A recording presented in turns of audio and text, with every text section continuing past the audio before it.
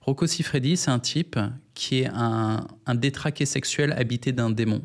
Je sais pas si Oui, tu connais les coulisses du mec et que tu sais un peu oui, ou quoi, mais je le suis, bien évidemment, c'est un mal alpha, et je le suis. Il est exceptionnel. il est exceptionnel, mais c'est un homme torturé, vraiment torturé. Bien sûr, Et bien sûr. pour te donner une image, il arrive sur des sets, parfois il est défoncé, je ne sais pas ce qu'il prend avant ses sets, mais il est dans des états seconds et ces sets peuvent durer 6-8 heures, ce qui n'est pas normal. Normalement, un set de porn, c'est 2 heures. Donc il peut déglinguer des nanas pendant 6-8 heures qui ne comprennent pas ce qui se passe. Hein. Elles pensent aller sur une prestation normale, elles sont contentes, ah, c'est Rocco, c'est une star. Ouais, Alors, ouais, non, non, non, non, et non, elles une vivent un femme qui truc. rentre, excuse-moi, mais une femme qui rentre sur un plateau avec Rocco, elle sait qu'elle va dérouiller toutes.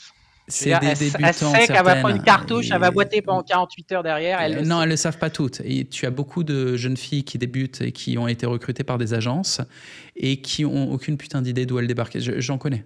J'en Ouais, connais qui ont débarqué sur des sets de Rocco sans trop savoir. Et aujourd'hui, elles savent.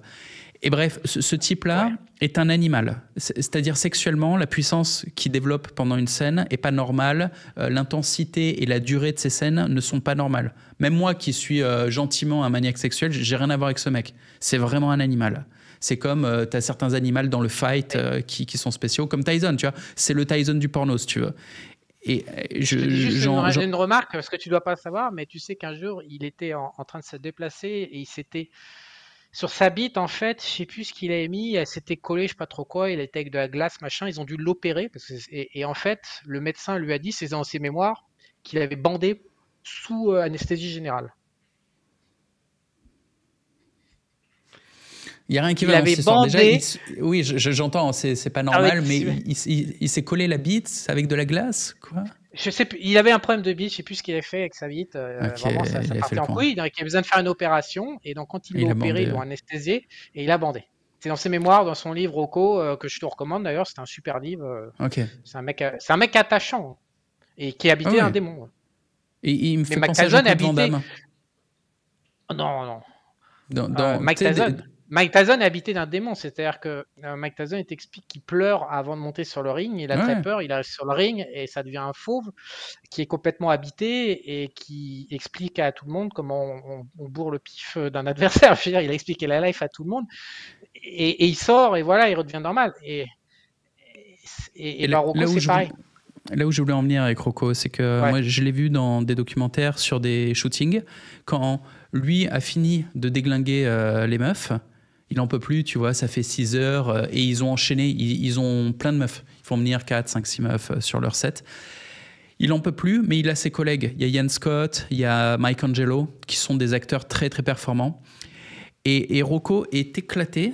Et t'as Mike Angelo qui est en train de dilater le cul d'une des petites nanas. Et on n'est même pas en train de tourner. Il n'y a pas de caméra qui tourne. C'est juste que ses potes sont des maniaques aussi. Mike Angelo, c'est moins.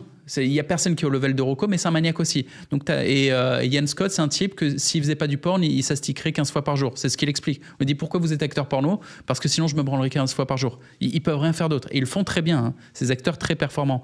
Et donc, t'as Rocco éclaté qui en redescente de je sais pas quel produit s'injecter, plus défoncé parce qu'il vient de baiser 3 ou 4 teens pendant des heures, qui est en train de regarder son pote Mike Angelo qui désanus une tite. Et les assistants de production à côté lui disent dites à votre ami Mike de s'arrêter, là on n'a pas commencé à tourner, en plus le maquillage est en train de partir en couille. Et tu vois Rocco qui est là qui leur dit dégage parce qu'il regarde. Là il a plus la force physique de baiser, mais il est content que son pote défonce la meuf et il s'en fout que ça tourne ou pas. Le fait que ça tourne, le fait qu'il y ait une scène c'est une excuse. C'est juste un prétexte parce que c'est son environnement. Son environnement, c'est de la chair fraîche qui se fait dilater. Et c'est tout. Et derrière, il a réussi à organiser les énergies pour que ça lui fasse un retour et qu'il prenne du fric.